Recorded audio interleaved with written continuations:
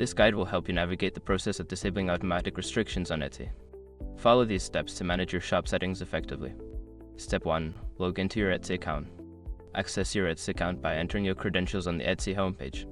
Make sure you are logged in as the shop owner to access all necessary settings. Step 2. Go to Shop Manager.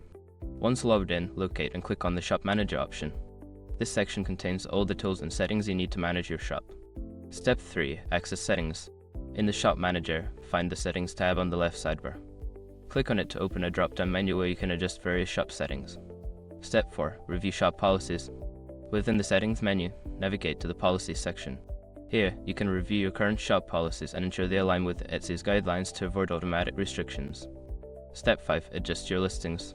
Finally, check your product listings for compliance with Etsy's rules. Make any necessary adjustments to your listings to prevent future automatic restrictions from being applied. By following these steps, you can effectively manage your Etsy shop settings and minimize the risk of automatic restrictions.